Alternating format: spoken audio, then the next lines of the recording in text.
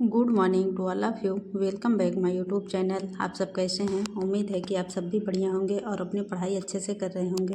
तो सबसे पहले मैं यहाँ पे आप लोगों तक अपना डेली टारगेट शेयर कर रही हूँ। आज है 15 तारीख और आज के टारगेट के हिसाब से हिस्ट्री टॉपिक में मुझे खिलजी, तुगलक और सैयद लोदी, ये जो चारों वंश हैं इन्हें पढ़ना है।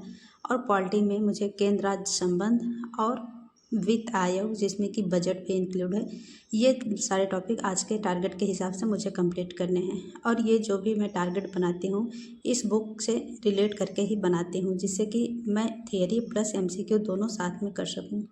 तो आज के एक न्यू अपडेट आप लोगों ने देखा ही है कि एलटी ग्रेड का विज्ञापन भी अब जारी होने वाला है और बहुत ही जल्द हमें एलटी की वैकेंसी का एकदम क्लियर कट फॉर्म देखने को मिल सकता है। तो अब देर नहीं करनी है, क्योंकि जिस तरह से हम अभी तैयारी करते चले आ रहे हैं अब हमें थोड़ा सा और ज़्यादा मेहनत के साथ लग जाना है। क्योंकि देखा जाए तो एलटी ग्रेड और टीजीटी में ज़्यादा अंतर नहीं है।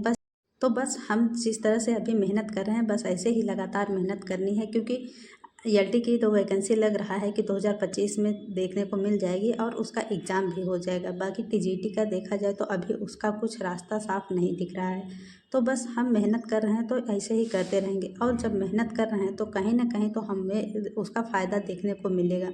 देखिए, अगर आप लोग भी एलटी के वैकेंसी में अपना फॉर्म फिलअप करना चाहते हैं तो आपको पहले से तैयार रहना पड़ेगा। और इसके लिए सबसे ज़्यादा ज़रूरी यही है कि जैसे अभी आज 15 जुलाई है और आवेदन 28 जुलाई से स्टार्ट होगा, तो इस बीच जो भी समय है इस बीच में आप लोग अपना ओटीआर ज़रूर फिल कर लीजिए। ओटीआर फिल करने के लिए बहुत कुछ नहीं करना होता है, बस आप किसी भी साइबर कैफ़े पे चले जाइए और आपकी हाई स्कूल की मार्कशीट लगेगी और वहाँ पे उत्तर प्रदेश लोक सेवा आयोग के साइट पे आप अपना ओटीआर करा लीजिए। ओटीआर पहले से हुआ रहेगा तो फिर फॉर्म फिलअप करने में कोई प्रॉब्लम नहीं होगी, क्योंकि जब फॉर्म अप्लाई होने लगता है तो उस टाइम इतना ज़्यादा बिजी सर्वर हो जाता है तो बहुत ज़्यादा प्रॉब्लम देखने को मिल सकती है। तो इसीलिए पहले से ही तैयार रहना पड़ेगा और अभी 15 दिनों का समय है, तो इसमें आराम से ओटीआर करा लीजिए। और इस टाइम साइट भी अच्छे से चलती है, तो फिर देर मत करिए। अगर फॉर्म फिलअप ही करना है तो ओटीआर पहले से करा के रखिए। देखिए, ये तो पहले से ही क्लियर था कि जैसे ही आरओ का एग्ज़ाम करा लेगा आयोग, उसके बाद ही एलटी की वैकेंसी के लिए कुछ न्यू अपडेट निकल के आएगी।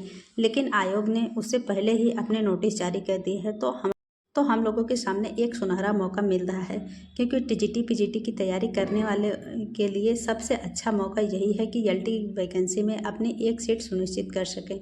इसके लिए ज़रूरी यही है कि हम जिस तरह से मेहनत कर रहे हैं अपनी मेहनत थोड़ी सी और बढ़ानी है, क्योंकि लगभग देखा जाए तो 7 से 8 हज़ार पद हैं और आवेदन करने वालों की संख्या भी इसमें बहुत ज़्यादा रहेगी। क्योंकि 2022 में जो टीजीटी पीजीटी का फॉर्म फिलअप करने से चूक गए हैं वो लोग भी इसमें शामिल होंगे, और जो हर साल बीएड करके नए कैंडिडेट तैयार हो रहे हैं, तो आप लोग समझ सकते हैं कि कंपटीशन कितना बढ़ने वाला है। तो इसीलिए अगर हम पहले से तैयारी कर रहे हैं तो फिर अपनी तैयारी पे इतनी मजबूत पकड़ बनानी है जिससे कि हमारा ये मौका हाथ से जाने ना पाए। क्योंकि इसमें भी सब्जेक्ट का सिलेबस लगभग सेम ही होता है, बहुत ज़्यादा अंतर देखने को नहीं मिलता। और हम जब से 2022 का फॉर्म फिलअप किए हैं टीजीटी का, तब से अपना सब्जेक्ट तैयार ही कर रहे हैं। तो फिर बस उस सब्जेक्ट पे अपनी मजबूती ऐसे ही बनाए रखना है। बाकी रही बात जीएस की, तो वो जब नोटिफिकेशन आएगा तो फिर उसमें क्लियर होगा कि जीएस के लिए सिलेबस में कुछ बदलाव होता है या पहले जैसा ही रहता है। तो जीएस पे हम उतनी मेहनत आराम से कर लेंगे, लेकिन ज़रूरी यही है कि सब्जेक्ट का वेटेज ज़्यादा रहता है और सब्जेक्ट पे हमें अपनी अच्छी पकड़ बना के चलना है। तो बस हम जिस तरह से अपनी तैयारी कर रहे हैं हमें ऐसे ही अपनी तैयारी लगातार करते रहना है, क्योंकि ज़रा सा भी अब मौका नहीं है हमारे सामने। अगर देखा जाए तो सब कुछ सही रहा तो फिर दिसंबर से पहले ही एलटी का एग्ज़ाम हो जाना चाहिए। लेकिन हमें अपनी तैयारी में बिल्कुल भी इधर उधर लापरवाही नहीं बरतनी है, क्योंकि इतना आसान भी ये एग्ज़ाम नहीं है। टीजीटी की देखें तो टीजीटी में भी सब्जेक्ट का ही रोल रहता है और जीएस उसमें रहता नहीं है। और एलटी की सबसे बड़ी खास बात यह है कि इसमें हमें माइनस मार्किंग भी देखने को मिलती है। तो ये तो साफ है कि टीजीटी से थोड़ा सा हार्ड है एलटी की वैकेंसी, लेकिन इतना भी मुश्किल नहीं है कि हम कर नहीं सकते। अगर हम मेहनत करेंगे तो हम कुछ भी हासिल कर सकते हैं। बस ज़रूरत है कि हमें लगातार अच्छे से मेहनत करते रहना है और एक भी दिन का बिना गैप किए हमें ऐसे ही निरंतर अपनी पढ़ाई जारी रखना है। तो बस हमें एलटी में शामिल होने के लिए हर तरफ से तैयार रहना है और ओटीआर तो बिल्कुल भी फिलअप करा लेना है क्योंकि समय बहुत ही कम है।